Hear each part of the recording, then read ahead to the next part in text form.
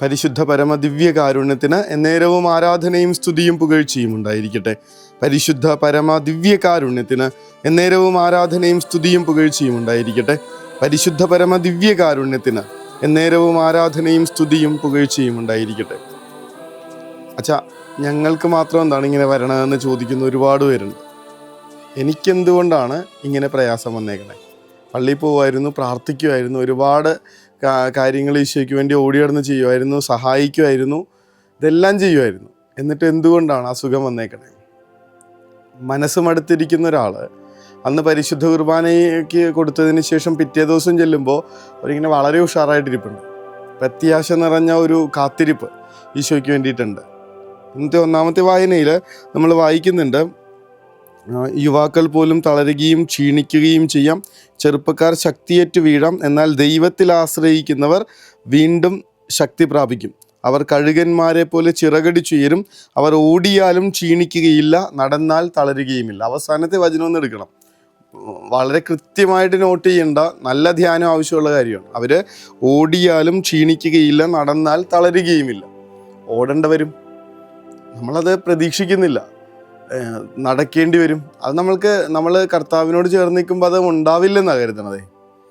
ഈ ലോകത്ത് മനുഷ്യർ കടന്നു പോകുന്ന എല്ലാ പ്രയാസങ്ങളിലൂടെയും രോഗങ്ങളിലൂടെയും ബുദ്ധിമുട്ടുകളിലൂടെയും മനുഷ്യരെന്ന നിലയിൽ നമുക്ക് പോവേണ്ടി വരും, പോകണം, ഓടേണ്ടി വരും, നടക്കേണ്ടി വരും. എന്നാൽ ഈ കുറച്ചു നേരം ഓടിക്കഴിയുമ്പോൾ തളർന്നിരിക്കുന്ന മറ്റ് മനുഷ്യരെ പോലെ കർത്താവിൽ ആശ്രയിക്കുന്നവർക്ക് വെറുതെ തളർന്നിരിക്കേണ്ടി വരില്ലെന്നുള്ളതാണ് വചനത്തിൻ്റെ ഉറപ്പ്. ശക്തി തരൂ എന്ന് പറയുന്നത്. യുവാക്കൾ പോലും തളരുകയും ക്ഷീണിക്കുകയും ചെയ്തേക്കാം ഈ ഓട്ടത്തിൽ, ജീവിതത്തിൻ്റെ ഈ ഓട്ടത്തിൽ.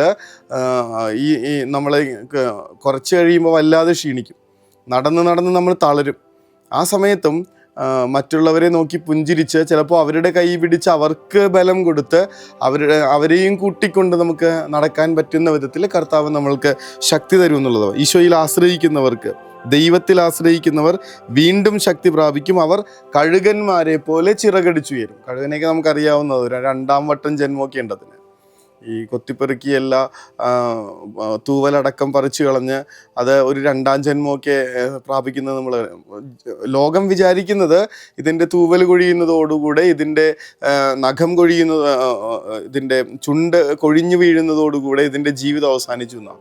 എന്നാൽ രണ്ടാമതുള്ള ഒരു പറക്കലുണ്ട്. ഇതെല്ലാം വീണ്ടും കിളിർത്ത് വന്ന് കാത്തിരുന്ന, തപസ് പോലെ കാത്തിരുന്ന കുറേ കാലങ്ങൾക്ക് ശേഷം കഴുകനൊരു രണ്ടാം ജന്മമുണ്ട്.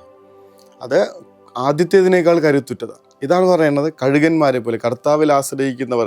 ലോകം നിങ്ങൾ തോറ്റെന്ന് പറയുമ്പോൾ, ലോകം നിങ്ങൾ തീർന്നെന്ന് വിധി എഴുതുമ്പോൾ, കർത്താവിൽ ആശ്രയിക്കുന്നവർ, അവൻ്റെ കരം പിടിച്ച് മുകളിലേക്ക് ചിറകടിച്ചുയരുന്നത് ഈ മനുഷ്യർ തന്നെ അത്ഭുതത്തോടു കൂടെ നോക്കി നിൽക്കും. അതുകൊണ്ടാണ് പറയണേ, ആശ്രയിക്കുക, അവനിൽ പരിപൂർണമായി ആശ്രയിക്കുക. ഇന്നത്തെ സുവിശേഷത്തിൽ കർത്താവ് അതാണ് പറയണത്, അധ്വാനിക്കുന്നവരും ഭാരം വഹിക്കുന്നവരുമായ നിങ്ങളെല്ലാവരും എൻ്റെ അടുക്കൽ വരുവിൻ, ഞാൻ നിങ്ങളെ ആശ്വസിപ്പിക്കാം.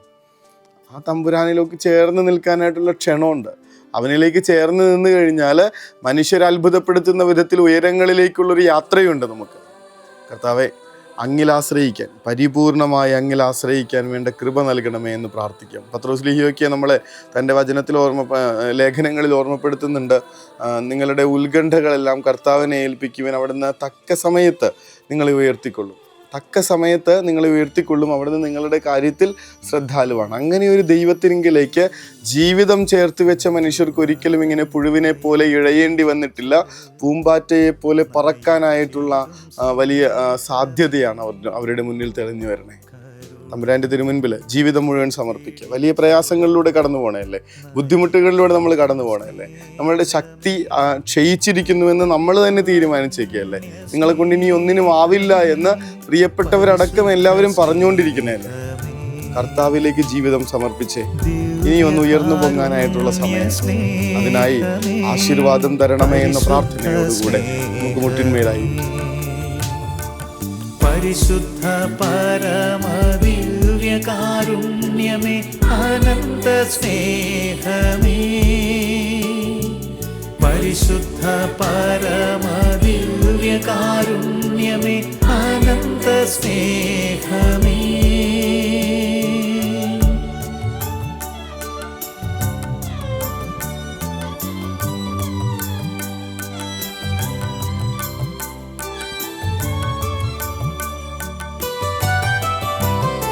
പരിശുദ്ധ പരമ ദിവ്യകാരുണ്യത്തിന് എന്നേരവും ആരാധനയും സ്തുതിയും പുകഴ്ചയും ഉണ്ടായിരിക്കട്ടെ.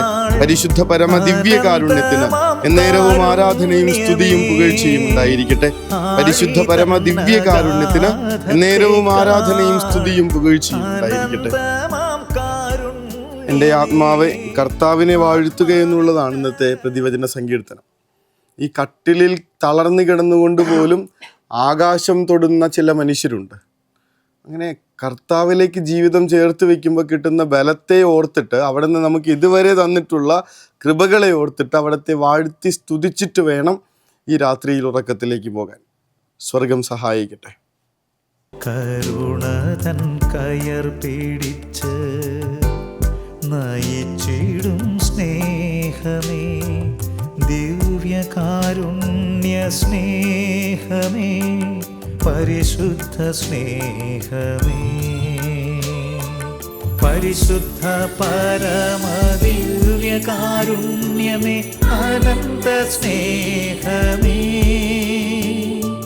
പരിശുദ്ധ പരമ ദിവ്യ